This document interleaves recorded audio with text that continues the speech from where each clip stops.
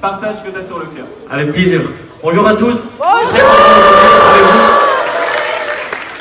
C'est un grand plaisir pour moi d'être au milieu de vous, à cette belle région. Comme elle a dit Régis, je m'appelle Aziz, j'ai 22 ans, à bientôt 23.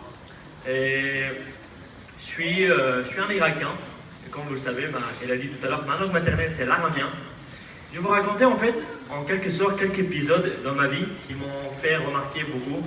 Donc j'espère que ça va vous aider à avancer dans votre vie aussi.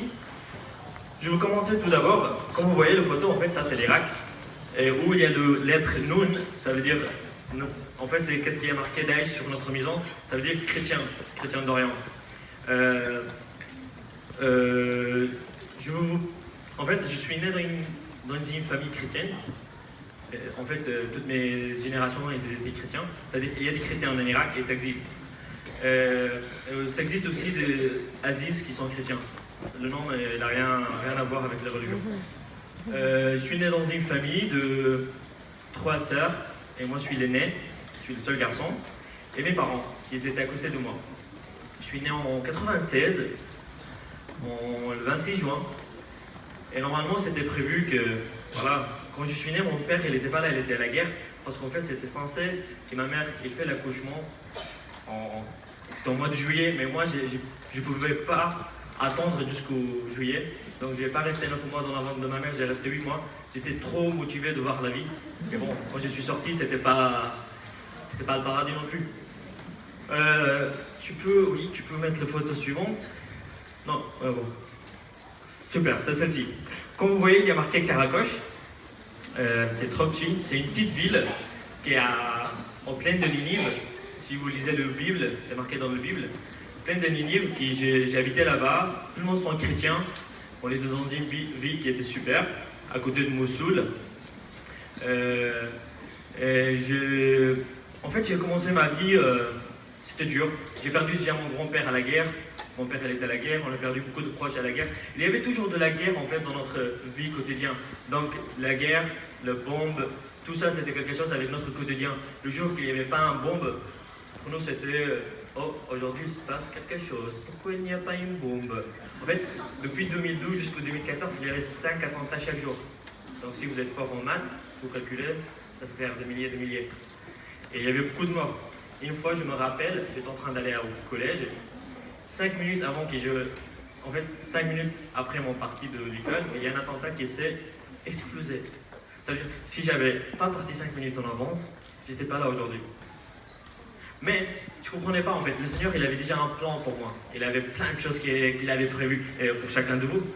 Et moi, je comprenais pas. J'étais ce chrétien qui va à la messe, qui fait des activités avec le paroisse, avec j'étais en basket. Vous pouvez voir dans cette photo, en fait, j'ai mis cette photo parce que des fois, on ne pense pas aux chances qu'on a en fait. Ici en France, ça fait 4 ans que je suis là, c'est super, c'est bien, c'est cool, vous avez des icônes qui sont magnifiques, mais c'est pas le monde entier qui est là, ce que vous avez. Donc il faut juste remercier le Seigneur de ce qu'on a. Il ne faut pas compliquer la vie et plaindre. Parce que vous voyez les classes qui est là, voilà. Et on était heureux. J'avais des rêves, j'avais beaucoup de rêves. Moi, je suis quelqu'un qui j'avais des rêves, mais je n'avais pas le courage de les réaliser. Ça m'a pris du temps pour réaliser mes rêves. Bon, en tout cas, je vais vous parler de ça après. Tu peux passer aux photos suivantes. Voilà, super. Ça, c'est comme tout le monde, je ne sais pas. J'ai fait mon premier communion en 2007. C'était le moment le plus magnifique dans ma vie parce que là, j'ai senti, en fait, je suis proche de Jésus. Je veux voir son cœur à l'intérieur de moi, ça veut dire on va partager les mêmes choses. C'était magnifique, je ne m'attendais pas à ça. Donc j'ai mon premier baptême quand j'avais quelques mois en Irak, on fait de le début, de la naissance, on fait le baptême. Après j'ai fait voilà, la confirmation, j'ai fait mon première communion. Bon, je m'arrête là parce que je ne suis pas prêtre. C'est pas parce que je parle de Dieu que je veux devenir prêtre. Parce que souvent on me dit, oh super, tu parles de Dieu, tu vas devenir prêtre. C'est pas parce qu'on parle de Dieu ou de Jésus qu'on est prêtre. On va devenir prêtre. C'est invité à tout le monde de parler de Jésus. Tu peux passer aux photos suivantes. Super. Voilà, vous voyez en fait, c'est une photo qui me marque beaucoup. Ici en France, voilà, vous allez aux salles, vous faites du sport, c'est super, cool. Nous aussi, on a du sport en Irak, mais c'est le sport qui est le plus connu, c'est voilà, à chaque fois tu t'arrêtes, il y a des policiers qui te regardent, ton carte d'identité, il faut qu'il soit toujours avec toi, n'importe où tu vas. Et voilà, il te touche, voilà. Comment tu t'appelles? Normalement, c'est marqué sur l'identité, pourquoi tu me demandes ça? Comment tu t'appelles? Blablabla, d'où tu viens, tout. Donc, à un moment, tu perds de confiance en toi-même, en fait. J'étais dans un climat qui... Ça m'aide pas beaucoup à développer mes rêves, de développer moi-même et de voir ce que je veux dans la vie. Donc c'était ça suivant. Une fois ça m'est arrivé, j'étais en train d'aller à Kurdistan pour visiter un lieu de sang. Je ne me rappelle plus le nom de sang. Et le policier m'a fait descendre, il m'a dit tu passes pas parce que j'avais pas de photo sur la carte d'identité. Il m'a dit tu passes pas. Donc je me suis mis à côté, les autres ils ont mis 100 mètres après. Et là, le policier il vient vers moi et me dit alors qu'est-ce que tu vas faire? J'ai dit je sais pas, c'est toi qui m'as fait descendre. Et en ce moment, en fait, j'étais en train de prier au Seigneur. Je me suis dit la providence avec moi, c'est quelque chose qui est super. À chaque fois que je parle au Seigneur, il m'écoute. Et moi, je ne comprenais pas ça au début. Je dis Seigneur, fais quelque chose pour moi, s'il vous plaît. Et je commence à prier. Et je vois il y a une petite bijou. Ouais, non, bougie. Non. Bijou. Voilà, bijou. Voilà, vous avez compris. Bird, en anglais. Un oiseau. Voilà. Ouais, qui était blanche. Moi, je me suis dit, ça, c'est un signe de Dieu qui va m'arriver quelque chose. Le policier, il vient, il me dit, qu'est-ce que tu veux faire? J'ai dit, je sais pas, c'est toi qui m'as fait descendre. Il me dit, allez, c'est bon, tu peux aller rejoindre ton groupe. Là, ça commençait petit à petit, ça commençait avec le Seigneur, voilà. Mais j'avais pas cette relation qui était complètement parfaite avec Dieu, tu vois. Cette lumière, il ne venait pas assez de lumière, tu vois. Du coup, je commence à vivre ma vie jusqu'aux premières. Je suis en première, mes parents me disent, Aziz, si tu réussis ton année cette fois, bon, cette année si tu réussis, j'ai tout le temps réussi, on va te donner un cadeau pour aller au Jordanie. On va payer ton avion et tu vas aller là-bas. Là-bas, il y avait un événement avec le Focolari, c'était Maria Poli. Moi, je fais partie d'un mouvement qui s'appelle le Focolari. Si aujourd'hui je suis bien, je parle et ce que je suis, c'est grâce à deux personnes. C'est ma mère et le Focolari. Ma mère, pour moi, c'est une sainte. Et le Focolari m'a donné cette ouverture pour voir le monde entier et de voir cette idée d'être un jeune pour un monde uni. Moi, je me considère que je suis un jeune pour un monde uni. Et je l'invite à tout le monde d'être une jeune pour un monde uni. Donc, je suis allé au Jordanie. C'était censé pour aller, que je sois là-bas une semaine. Tu peux mettre la photo suivante. Voilà. En fait, ça, c'est des booms qu'il y avait tout le monde, qu'il y avait tous les jours. Et dans l'autre part, il y avait des gens qui mangeaient des glaces. C'est bon, les glaces, j'aime bien. Mais nous, c'était le boom. Wow. Et c'était censé que je reste une semaine en... Mais on est au début, la première part. Mon père, il m'appelle, il me dit Aziz, tu ne retournes pas en Irak, reste en Jordanie. Pourquoi papa? Parce que Daesh, il a donné l'alerte pour qu'il va rentrer en Irak. Vous connaissez Daesh? Oui. Voilà, Daesh, c'est l'État islamique, c'est les terroristes qui sont venus en Syrie, en Irak, et maintenant ils sont partout. Et moi, j'avais là, c'était dans quelques jours, je vais fêter mon anniversaire de 18 ans. Et mon père me dit, tu rentres pas. J'ai jamais fêté mon anniversaire sans ma famille, c'était la première fois, je l'ai fête avec des personnes qui étaient aussi ma famille, mais de loin. Et là, moi, je ne sentais pas bien parce que moi, je suis tranquille là, et mes parents, ils sont en train de fuir et dans une situation qui est complètement dingue. Et waouh, qu'est-ce que je fais? Et mon père, après, il m'appelle un autre jour, il me dit peut-être on va faire des papiers pour que tu vas en Allemagne. Il y avait mon oncle là-bas, ou je sais pas, on va trouver un moyen pour que tu restes pas là. Parce qu'en fait, je suis le seul garçon.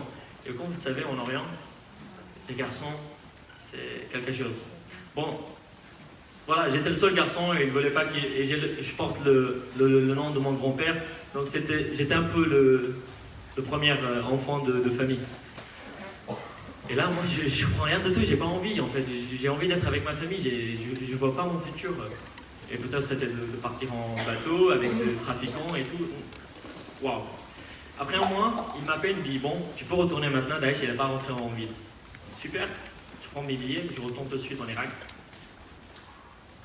Et là,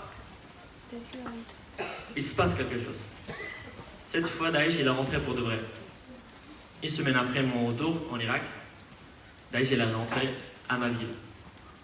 Pourquoi? Cette fois, il rigolait pas. C'était, voilà. Il rentre, il nous propose 3 solutions. Soit de convertir à l'islam, soit de payer un rançon ou des taxes. En fait, on dit des jizya, ça veut dire que tu n'es pas comme eux, donc tu dois payer. C'est pas des taxes, c'est un autre chose, mais il n'y a pas le mot pour le bien préciser. Soit on va voir la tête coupée. Ça va, j'ai pas de tête coupée, je suis là. Et du coup, on a inventé une 4e solution, c'est de laisser tout et de garder notre foi. Est-ce que c'était le bon choix? On va arriver. Et là, j'étais qu'avec ma mère à la maison parce que mon père il est sorti avec mes 3 sœurs avant. Parce que si vous voulez, Daesh, quand il rentrait dans des villes, il prenait les femmes pour le plaisir ou pour les vendre ou d'autres pays. Et mon père il est sorti avec mes sœurs, donc j'étais avec mon père, avec ma mère tout seul à la maison. Et là, à 9h du matin, non, déjà à 4h30, je dormais sur le dos. Et il y a des bombardements, c'est normal, je dors. Et il y a ma mère qui monte, il dit vas-y, tu fais quoi? J'ai dit bah, je dors. Il me dit bah, t'entends pas le bombardement? J'ai dit si, mais voilà, je m'en fous parce qu'en Irak il fait trop chaud.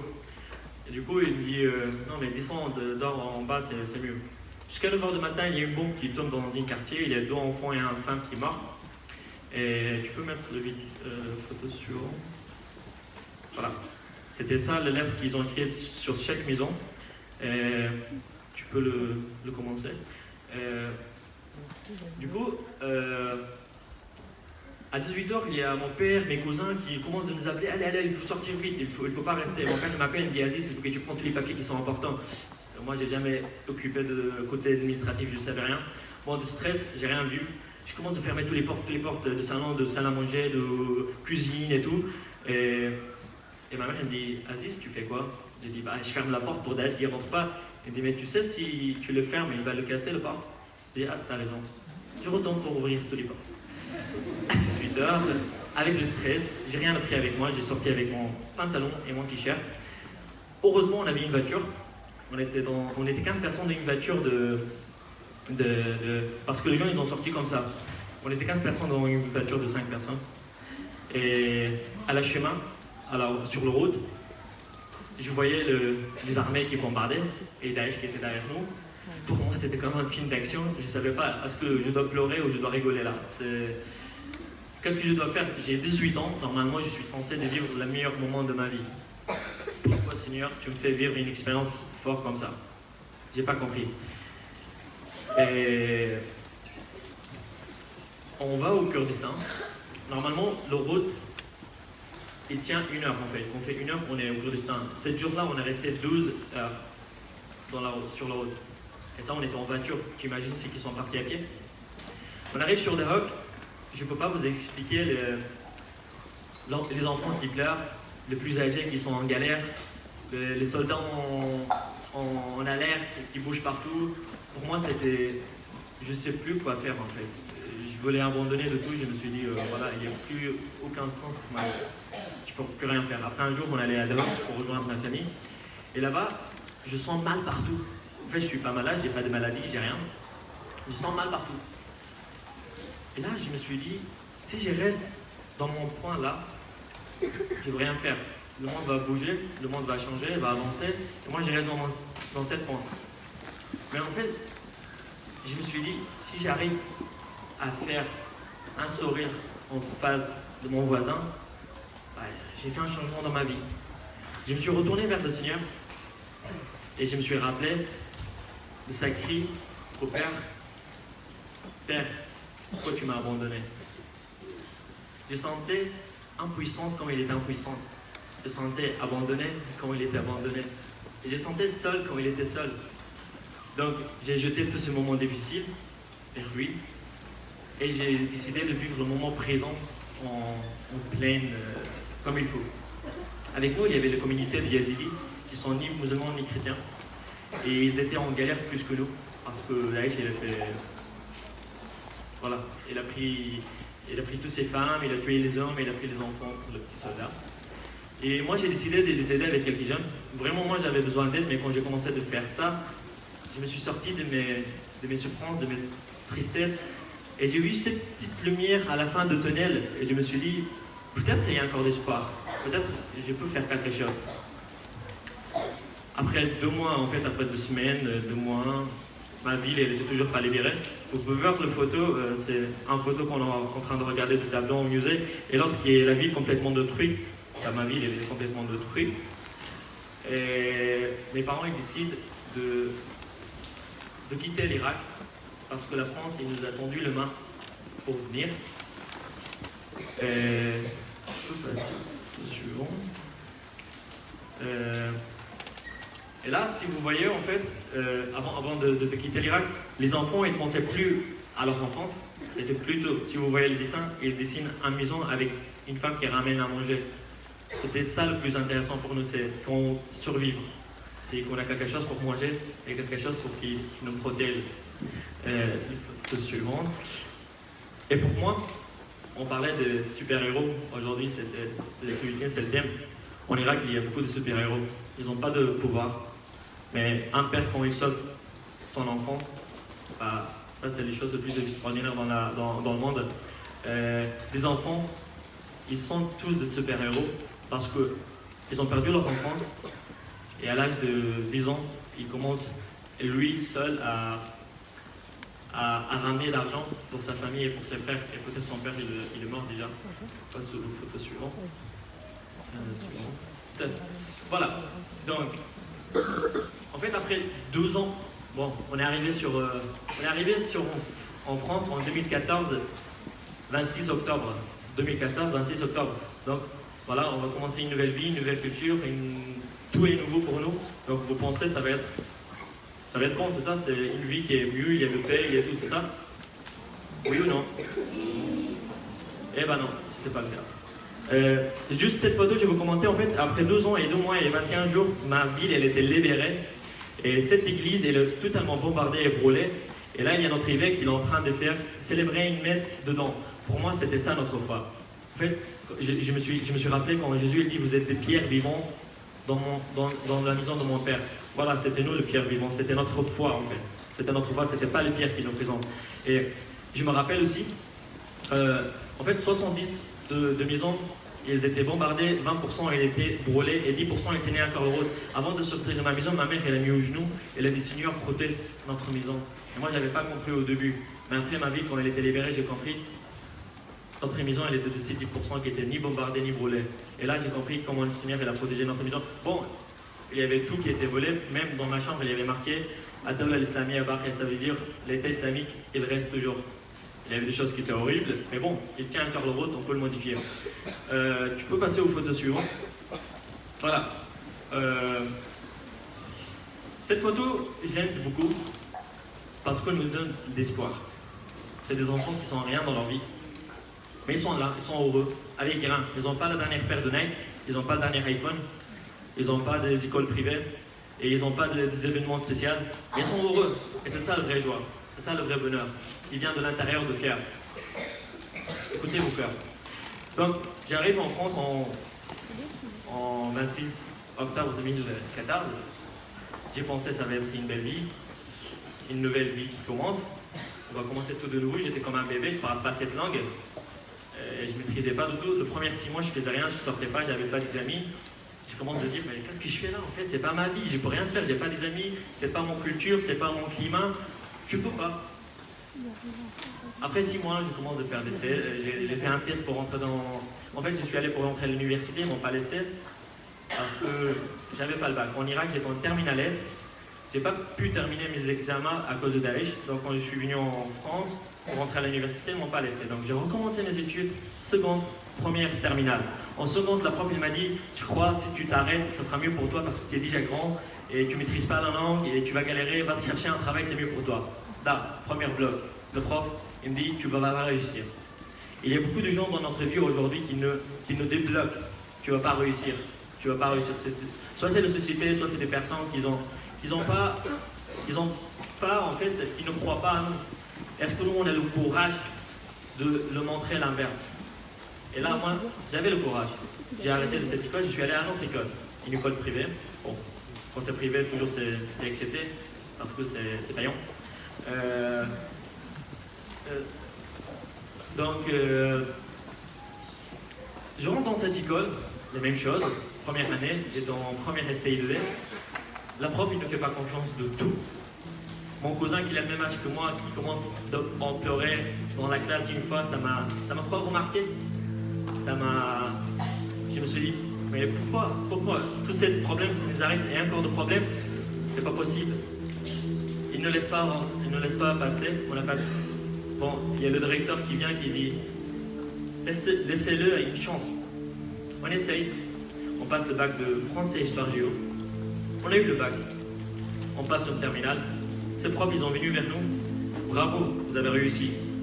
Mais au début, ils nous ont pas fait confiance. Essaye de convaincre tout le monde. Notre société aujourd'hui, elle nous bloque. Des fois, notre famille nous bloque. Des fois, nos profs, ils nous bloquent. Mais si tu fais confiance à lui, tu vas jamais s'arrêter. Moi, c'était ma seule confiance. Et c'était ma seule personne qui m'a aidé tout le temps à avancer dans ma vie. Je me suis dit, j'ai tracé un long chemin, je ne veux pas m'arrêter ici. Jamais. J'ai réussi mon bac. J'ai un bac terminal STI2D en français. C'était pas ma langue. Je parle cette nouvelle langue aujourd'hui.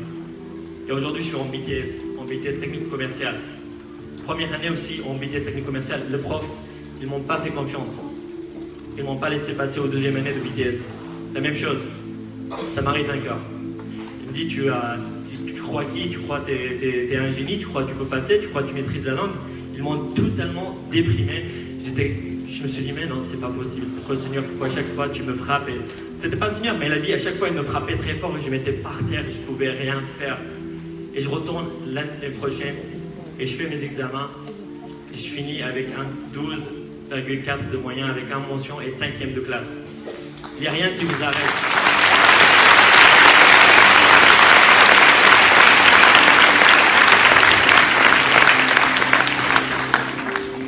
Les difficultés, c'est pas fini. Une fois, je marche tout seul à Lyon. J'étais une victime de violence. Il y a quelqu'un qui m'agresse, qui casse mon nez. Mon nez, il est cassé. Mais je suis toujours beau. J'ai un cartelage qui est pris de l'oreille. Mais je suis toujours beau. Et je remercie le Seigneur toujours parce que c'est pas lui qui m'a fait ça. C'est toujours les hommes. Il faut pas oublier ça. C'est les hommes. C'est pas Dieu qui fait ça. C'est pas Dieu qui veut le mort pour nous. Dieu, il nous aime. S'il nous aimait pas, il donnait pas son un seul fils pour nous. Son un seul fils, il est mort à la croix pour nos péchés. Est-ce qu'aujourd'hui, quelqu'un dans la salle, il peut venir et mourir pour moi parce que j'ai fait un péché? Non, je ne crois pas. Et moi aussi, je ne le fais pas. Mais lui, il l'a fait. Il l'a fait pour nous. Après ma vie, il commence de changer complètement. En 2016, il y avait le JMJ en Pologne. Je crois que certains de vous, ils étaient là-bas. Ils ont parlé hier, c'était quoi les JMJ, Journée mondiale de jeunesse. Je vais là-bas. Avant d'aller, ils m'ont dit écrire ton témoignage. Quand j'ai commencé d'écrire mon témoignage, j'ai jamais cru qu'il y a quelqu'un qui va m'écouter. J'ai jamais cru qu'il y a quelqu'un qui va être intéressé d'attendre un type qui était un pécheur, qui n'a jamais réussi ce qu'il veut de la première coup. Pourquoi? Je le fais. Je tente ma chance. Au JMJ, je témoigne pour ma première fois. Pour ma première fois, c'était un truc de folie qui s'est passé. Jésus, il a prévu quelque chose pour moi qui c'était extraordinaire. Merci Seigneur. Je témoigne devant 5000 personnes. Première fois, j'avais qu'un an en France. Je parlais pas assez le français. Ils m'ont dit tu vas parler en français. Je monte sur la scène. Le micro, il était comme ça. Mais comme ça, je dis arrête, ça n'arrête pas. Et ça continue comme ça. Et c'est religieux qui vient vers moi. Il me dit je te tiens le micro pour toi. Vas-y, Aziz. Je commence à parler français. J'ai oublié le français. Mais il y a toujours une deuxième solution. J'ai commencé à parler en arabe. Donc, je parle 4 langues. Donc, c'est pour ça. Oui, c'est ça l'avantage quand tu es un victime de guerre. Donc, tu peux voyager en plusieurs langues. Fais-le, c'est pas mal. Non, je rigole. Je commence à parler en arabe. Et après, le français retourne tout seul. Et là, je finis. Et je marche. Pour moi, je ne sais pas si je peux donner cette image. Père Christophe, vous me permettez. Pour moi, c'était comme Jésus quand il rentre sur Jérusalem dans le fête d'Oramon, quand il était sur un âne, et tout le monde l'accueille, le salue. Bah, moi, c'était pareil, tout le monde vient vers moi. Merci, tu as changé ma vie. Moi, je regardais comme ça, j'ai dit, j'avais 20 ans. J'ai dit, t'es sûr qu'il change ta vie? Parce que moi, j'ai besoin de quelqu'un qui change ma vie. Moi, je cherche ce Jésus qui vient en mon cœur, qui les change. Il dit, si, t'as changé ma vie. Et c'est ici que j'ai compris pourquoi le Seigneur m'a fait vivre cette expérience. C'était pas pour dire, voilà, j'ai tout perdu, j'ai perdu tous mes rêves, j'ai perdu ma maison, et je peux plus faire. Non, c'était pour montrer que je suis capable de faire quelque chose de ma vie. Et vous savez, c'est quoi mon pouvoir, moi, aujourd'hui? Non, c'est mes paroles. C'est mes paroles. Jésus m'a donné ces talents d'être un porte-parole pour lui. Je l'ai compris après 20 ans. Ça m'a pris du temps. Ça m'a pris trop de temps. Ça m'a pris du temps de faire confiance en moi-même. J'étais quelqu'un de timide. Je ne pouvais pas parler. Et je me suis dit, si je reste comme ça, Seigneur, je ne vais jamais avancer dans ma vie. Il faut que je casse cette barrière. Il faut le casser absolument. Après ce témoignage, ma vie a changé complètement. Le Seigneur, il m'a montré le chemin qu'il avait pour moi. Le chemin qui était plein de bonheur. À chaque fois, moi, je ne m'attendais pas. Seigneur, j'ai rien fait pour toi. Pourquoi tu me donnes tout ça? Je ne le mérite pas. Pourquoi, Seigneur? Et là, à chaque fois, le Seigneur, Aziz, encore. J'avais beaucoup de rêves, je vous avais dit. Quand j'avais, en 2007, quand j'ai fait ma première communion, mon rêve, c'était de rencontrer un pape. Je ne sais pas si c'était possible. Du coup, l'année dernière, j'étais en Philippines. J'étais en Philippines, il y avait une rencontre internationale avec le Focolari. Il y avait toutes les religions, et islam, bouddhiste, chrétien et tout. Et j'ai fait mon témoignage là-bas. Et moi, dans ma tête, c'est bon, c'est ma dernière témoignage. C'est mon dernière destination. Après, je m'arrête. Je ne veux plus faire de témoignage. Parce que ça, c'était mon rêve de participer à un événement qui s'appelle le GMFest. C'est tous les 6 ans, ça ressemble un peu le GMJ. Mais j'ai partagé à ce mouvement, en plus, autant de témoins. Donc c'était pour moi, voilà. J'ai accompli ma mission et je m'arrête. Sauf, le Seigneur, il ne voulait pas ça. Le Seigneur, il avait un autre plan pour moi. Après une semaine, le Vatican, il me contacte. Il me dit, Aziz, est-ce que tu peux venir au Vatican pour témoigner devant le pape et les cardinaux et quelques jeunes? Je ne savais même pas c'était quoi l'événement. Tu vois, le mot pape, c'était direct, oui, je peux. Tu peux passer les photos suivantes. Et voilà, vous voyez, c'est moi devant le pape et tous les cardinaux et 7000 personnes. Au début, je ne savais même pas que c'était le synode de jeunes. Vous avez entendu parler du synode de jeunes qui était à Rome au mois d'octobre? Ben, moi, j'étais là-bas. C'est le synode de jeunes, c'est la première fois dans l'histoire de l'Église catholique qu'ils font un synode pour les jeunes. Souvent, c'est un synode pour les cardinaux, un synode de famille. Mais c'était la première fois un synode de jeunes. Je me suis dit, Seigneur, tu m'as mis à ce place-là, mais encore, je ne le mérite pas. Mais ici, j'avais compris, non, il ne faut pas que je m'arrête à témoigner. À ce point-là, je me suis dit, d'accord, Seigneur, où tu vas m'amener la prochaine fois? La prochaine fois, j'étais à Madrid. Après, j'étais dans plusieurs lycées. Et aujourd'hui, je suis là, devant vous, en train de vous parler de mon histoire. Je ne suis pas là pour vous dire que je suis un victime de Daesh ou un victime de guerre ou un victime de violence. Je suis là pour vous dire que la vie, c'est un voyage. Un très bel voyage. Vous êtes là pour une fois. Profitez de votre vie. Parce qu'après, vous allez mourir. Si vous voulez être... Arrêtez de chercher l'ordinaire, soyez extraordinaire. On est tous invités d'être extraordinaires. Vous avez tous des talents, vous avez tous précieux. Vous êtes tous différents. Quand on dit à quelqu'un que tu es spécial, bah tu es spécial. Nous sommes tous différents. Acceptez votre différence. Parce que nous sommes riches avec notre différence. N'attendez pas des gens qui vous disent vous n'arriviez pas. Si, moi j'avais des rêves, j'étais en Irak, un pays qui est totalement à l'ouest, dans notre continent. Notre passeport, c'était le mauvais passeport dans le monde. J'ai jamais pensé qu'un jour je vais voyager dans ma vie. Je suis voyagé, je suis en France, grâce à Daesh. Grâce à Daesh, si je suis là aujourd'hui, il y a tellement de personnes qui sont tristes parce que c'est Daesh qui m'a fait ça. Mais vous pouvez dire merci à Daesh parce que grâce à lui, moi je suis là aujourd'hui. C'est fou de dire ça.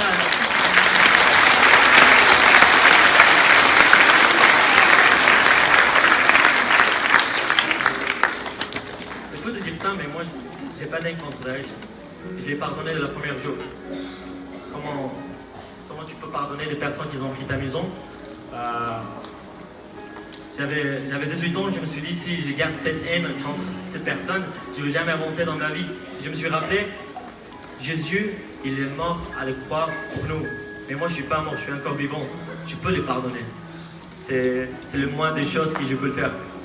Et après, en fait, chaque jour, je me réveillais le matin, je disais, Jésus est mort pour moi, qu'est-ce que je peux faire pour lui? Rien n'est impossible dans la vie. Et vivez le moment présent. Chaque jour, je commence, je prie, je répète ces 3 phrases. Jésus est mort pour moi, qu'est-ce que je peux faire pour lui? Je suis en train de parler de son prénom aujourd'hui, je suis en train de parler de sa royaume. Rien n'est impossible. J'ai réalisé la moitié de mes rêves. Vivez le moment présent. Je suis là avec vous maintenant, je finis après, je rentre pour voir ma famille. Après, je vais à mes cours. C'est ça la vie. En fait, n'essayez pas de les abandonner en fait. Moi, Jésus il m'a sauvé et j'ai pas honte de le dire. Et j'ai le courage de le dire devant tout le monde et n'importe qui. En fait, j'étais 1 seconde à être mort, mais je suis pas mort. Jésus, il m'a sauvé. Et je peux le dire à n'importe qui, j'ai pas peur. Lui, il me garde, il me sauve, il est tout le temps là pour moi. Et c'est la vie. Et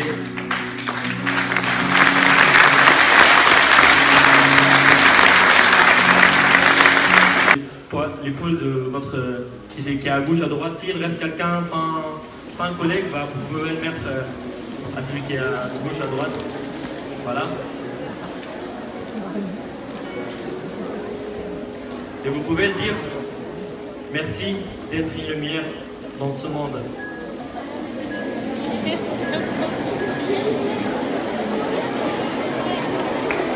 Merci à vous.